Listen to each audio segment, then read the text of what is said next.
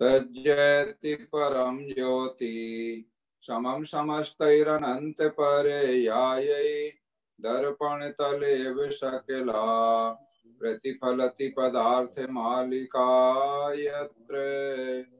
तीन गुण व्रतों में हमने दिग्व्रत, देशव्रत और अनर्थ दंड व्रत का स्वरूप समझ लिया है। और अब अनर्थ दंड में अंतिम श्लोक में बता रहे हैं कि इस प्रकार के और भी जो अनर्थ दंड के कार्य हैं उन सबको हमें त्याग कर देना चाहिए।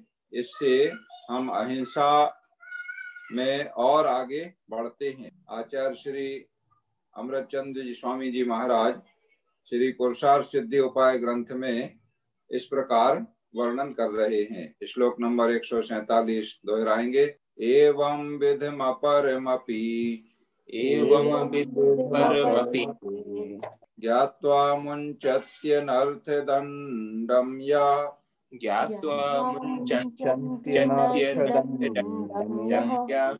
तस्यानिशमनवद्यम्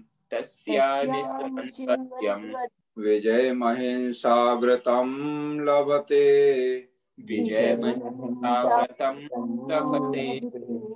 इस ही तरह के अन्य भी हैं अनर्थ दंड सुजान नित, जो छोड़ता सब उसी का अहिंसा व्रत। जो मनुष्य एवं विधम माने इस प्रकार के, इस प्रकार से मतलब जो ऊपर 5 भेद अनर्थ दंड दिए गए हैं वे 5 प्रकार के अनर्थ दंड और जुआ ये 5 में इसमें शामिल कर लिया है। ऐसे गिनती में 5 ही अनर्थ दंड के वेद आए हैं, लेकिन उसी में जुआ को भी शामिल कर लिया है अनर्थ दंडों में। तो और भी अपरमपि माने दूसरे भी, जैसे 5 बताए हैं और एक जुआ भी बता दिया है, ऐसे और भी जो अनर्थ दंडम माने अनर्थ दंड को ज्ञात्वा माने जानकर मुंचति त्याग करता है। इस प्रकार के दूसरे भी अनर्थ दंड को जानकर जो त्याग करता है, तस्य अनवद्यम उसके निर्दोष अहिंसा व्रत अनिशम विजयम लभते माने अहिंसा व्रत अनिशम माने निरंतर, विजयम लभते माने विजय को प्राप्त करता है। अहिंसा व्रत निरंतर विजय को प्राप्त करता है माने उसका निरंतर अहिंसा व्रत बढ़ता जाता है। विजय प्राप्त होना माने वृद्धि होती जाना अच्छाइयों की, तो उसका अहिंसा व्रत निरंतर विजय को प्राप्त करता है। किसका? जो मनुष्य इस प्रकार के जिनका वर्णन ऊपर कर दिया गया है 5 प्रकार के भेद के रूप में और जुआ के रूप में, ऐसे और भी दूसरे भी अनर्थ दंड के जो कार्य हैं उनको जानकर उनका त्याग कर देता है, उसके निर्दोष अहिंसा व्रत निरंतर विजय को प्राप्त होता है। देखो इस प्रकार से अनर्थ दंड का त्याग करने से यानी अनर्थ दंड व्रत पालन करने से अहिंसा व्रत विजय को प्राप्त होता है, अहिंसा व्रत की पुष्टि होती है। अणुव्रतों में जो अहिंसा, सत्य, अचौर्य, ब्रह्मचर्य और परिग्रह, परिमाण, श्रावक के जो व्रत हैं, तो इनमें अहिंसा प्रमुख है। जहाँ हिंसा नहीं है वहां पर अहिंसा है। 5 व्रतों में अहिंसा व्रत ही मुख्य है, इसलिए उस अहिंसा की और वृद्धि करने के लिए, उस अहिंसा के गुणों की वृद्धि करने के लिए ये 3 गुण व्रत बता दिए गए हैं। देखो दिग्व्रत से भी अहिंसा में वृद्धि होती है, देश व्रत से भी अहिंसा में वृद्धि होती है और अनर्थ दंड व्रत पालन करने से भी अहिंसा व्रत निरंतर विजय को प्राप्त करता है। विजय को प्राप्त करना या वृद्धि होना या पुष्टि होना एक ही बात है, मिलता जुलता है। श्लोक दोहराते हैं। एवं विधमपरमपि ज्ञात्वा मुञ्चत्यनर्थ दंडम यः तस्यानिशमनवद्यं विजयमहिंसा व्रतं लभते। इस प्रकार अनर्थ दंड व्रत का वर्णन पूर्ण हुआ और 3 गुणव्रतों का वर्णन भी इसी के साथ पूर्ण हो गया। अब आगे 4 शिक्षा व्रत का वर्णन किया जाएगा। 4 शिक्षा व्रतों में पहला शिक्षा व्रत है सामायिक शिक्षा व्रत। देखो, शिक्षा व्रत किसे कहते हैं? जो मुनि धर्म पालन करने की शिक्षा देते हैं, उन्हें शिक्षा व्रत कहते हैं। माने अभी श्रावक है तो श्रावक इन शिक्षा व्रतों का पालन करता है तो उसे मुनि मार्ग पर या मुनि धर्म के मार्ग पर या सकल चारित्र को ग्रहण करने की शिक्षा मिलती है, प्रेरणा मिलती है या तैयारी होती है, आगे बढ़ने की तैयारी होती है इन शिक्षा व्रतों का पालन करने से। तो पहला शिक्षा व्रत सामायिक शिक्षा व्रत श्लोक नंबर 148 में समझते हैं, दोहराएंगे। राग द्वेष त्यागान त्यागान निखिल द्रव्येषु साम्यमवलम्ब्य निखिल द्रव्येषु साम्यमवलम्ब्य तत्त्वोपलब्धिमूलम् बहुशः सामायिकं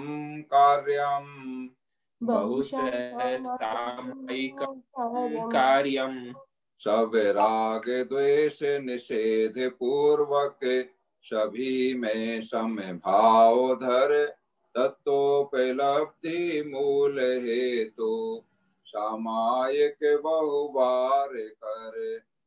राग द्वेष त्यागात माने राग द्वेष के त्याग से। देखो, सामायिक में सबसे महत्वपूर्ण बात है राग द्वेष का त्याग होना। राग किससे होता है? अपने इष्ट पदार्थों से राग होता है। और द्वेष किससे होता है? अनिष्ट पदार्थों के प्रति द्वेष होता है। जो हमें प्रिय है, पसंद है, इष्ट है, उससे हमारा राग होता है। जो हमें प्रिय नहीं है, पसंद नहीं है, हमारे लिए इष्ट नहीं है, उससे द्वेष होता है। तो सामायिक में राग द्वेष का त्याग किया जाता है। और राग द्वेष के त्याग से निखिल द्रव्येषु साम्यम अवलंब्य।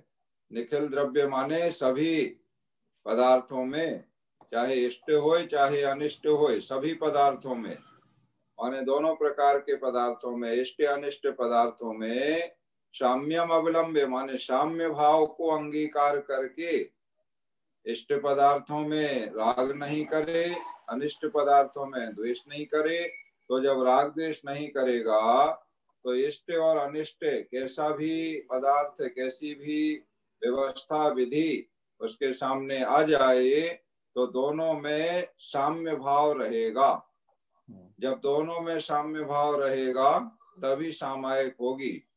समता का वर्णन जो किया गया है, हरि मित्र महल मसान कंचन कांच निंदन तुति करन अर्घ्यावतारन असि प्रहारन में सदा समता धरन। चेहरालाकार ने इतना सुंदर वर्णन किया है समता धारण करने का। तो सामायिक में समता धारण की जाती है इष्ट अनिष्ट पदार्थों में। कुछ उदाहरण इसमें दिए गए हैं। अरि मित्र, अरि माने होता है दुश्मन या शत्रु और उसका विपरीत होता है मित्र। तो जैसा भाव दुश्मन के प्रति, शत्रु के प्रति, वैसा ही भाव मित्र के प्रति। बहुत बड़ी बात है ये, आसान काम नहीं है। दुश्मन के प्रति जैसा भाव वैसा ही मित्र के प्रति होना इतना कठिन काम है, बहुत आसान नहीं है, बहुत अत्यंत कठिन काम है। तो वही कठिन काम करने के लिए यहाँ प्रेरणा की जा रही है। इसी तरह से महल शमशान, जैसा महल में या घर में हमारा भाव होता है वैसा ही भाव माने दोनों में, महल में या शमशान में एक सा भाव हो। ना महल के प्रति राग हो, ना शमशान के प्रति द्वेष हो, ऐसा भाव। और कांच, हरि मित्र महल मशान कंचन कांच, कंचन माने सोना और कांच तो सोना कीमती होता है, इष्ट होता है सभी के लिए। और कांच सोने की अपेक्षा इष्ट नहीं होता है और उसकी कीमत भी बहुत कम होती है। तो जो सोने में वही कांच में, कंचन और कांच में समान भाव हो, और निंदन स्तुतिकरण, कोई हमें गालियां दे रहा है, निंदा कर रहा है, और कोई हमारी प्रशंसा कर रहा है, स्तुति कर रहा है, तो दोनों में समान भाव हो, राग द्वेष नहीं हो। अर्घ्यावतारण असी प्रहारन, कोई हमारा अर्घ उतार रहा है, सम्मान कर रहा है, और कोई तलवार लेकर के तलवार का प्रहार कर रहा है, उन दोनों में भी समता का समान भाव हो। इस प्रकार का जहाँ पर दृश्य उपस्थित होता है, ऐसे भाव जहाँ पर होते हैं, वही समता की या साम्य भाव की पराकाष्ठा होती है। जितने पूर्ण अंशों में ये समता भाव आता जाएगा, एकदम से नहीं आता है, धीरे धीरे अभ्यास करने से आता है। जैसे अभी प्रसंग आया आचार्य श्री विद्यासागर जी महाराज के काफिले पर, मतलब उनके संघ पर विहार करते हुए किसी ने अपनी गाड़ी से मारने का प्रयास किया, चढ़ाने का प्रयास किया, और वो सफल नहीं हुआ। बाद में उसने बुरा भला बोला, और उसके बाद जब उसके विरुद्ध कार्यवाही की स्थिति आई तो उसे फिर भयभीत हो गया, और संपूर्ण जैन समाज का दबाव हुआ, तो उसने आकर के आचार्य श्री के चरणों में क्षमा याचना की। और क्षमा याचना की तो आचार्य श्री तो पहले से ही उसके प्रति उनका साम्य भाव था, और उन्होंने मुस्कुराते हुए उसको अभय कर दिया, समाधान दे दिया। तो इस प्रकार का भाव बहुत अभ्यास करने के बाद आता है। सो राग द्वेष के त्याग से सभी इष्ट अनिष्ट पदार्थों में साम्य भाव को अंगीकार करके तत्वोपलब्धि मूलम सामायिक बहुशा कार्यम, सामायिक बहुत बार करना चाहिए। क्यों करना चाहिए? तत्वोपलब्धि मूलम, ये बता रहा है कि जो सामायिक का जो कार्य है वह है आत्म तत्व की प्राप्ति का मूल कारण है। इस सामायिक से ही आत्म तत्व की उपलब्धि होती है, माने अपने आत्म स्वरूप में रमण करने की स्थिति बनती है। तो इसे प्राप्त करने के लिए सबसे पहला कार्य क्या है? इष्ट अनिष्ट पदार्थों में राग द्वेष का त्याग करके साम्य भाव अंगीकार करे, तब उसे आत्म तत्व की प्राप्ति का जो मूल कारण है वह सामायिक उसकी होगी, और उससे उसके लिए आत्म तत्व की प्राप्ति होगी। इसलिए ऐसी सामायिक को बहुत बार करना चाहिए। बहुत बार से मतलब यहाँ क्या है कि बार बार अभ्यास करना चाहिए, बार बार प्रयास करना चाहिए। व्रती लोगों के लिए जो अणुव्रती हैं या प्रतिमाधारी, 1 और 2 प्रतिमाधारी हैं, उनके लिए सुबह और शाम विशेष रूप से सामायिक करने का विधान किया गया है। आगे इसमें भी आचार्य श्री ये बात वर्णन करेंगे कि रात के अंत में और दिन के अंत में सामायिक अवश्य करना चाहिए, और अन्य समय में भी करते हैं तो वो कोई दोष के लिए नहीं है, बल्कि गुणों में वृद्धि ही होती है। तो कोई ये कहे कि ये तो दूसरे समय में सामायिक कर रहा है कोई व्यक्ति, तो वह भी उचित है, माने अन्य समय में भी करे, लेकिन जो निश्चित समय में है उसमें तो जरूर करे। उस समय को छोड़ करके अन्य समय में करे ऐसा नहीं है, निश्चित समय में तो अवश्य करे, और अन्य समय में भी करे तो उसमें कोई दोष नहीं है, बल्कि उसकी गुणों की ही वृद्धि होती है। इस प्रकार का वर्णन आगे आने वाला है। अभी हमने सामायिक का स्वरूप समझ लिया है। श्लोक एक बार दोहराते हैं। राग द्वेष त्यागान निखिल द्रव्येषु साम्यमवलम्ब्य तत्वोपलब्धि मूलम बहुशः सामायिकम कार्यम। इस प्रकार आज आपने 3 गुणव्रतों में अंतिम गुणव्रत अनर्थ दंड व्रत से अहिंसा व्रत निरंतर विजय को प्राप्त होता है, ये बात समझ ली है। और अन्य भी जो अनर्थ दंड के कार्य हैं उनको त्याग करने की प्रेरणा की गई है। और शिक्षा व्रत में पहला शिक्षा व्रत सामायिक शिक्षा व्रत है। तो सामायिक किसे कहते हैं, कैसे होती है, कब करना चाहिए, कितने बार करना चाहिए, सामायिक करने से क्या उपलब्धि प्राप्त होती है, ये बात यहाँ विस्तार से बताई गई है। इस प्रकार आज की पढ़ाई का कार्य यहाँ पूर्ण होता है।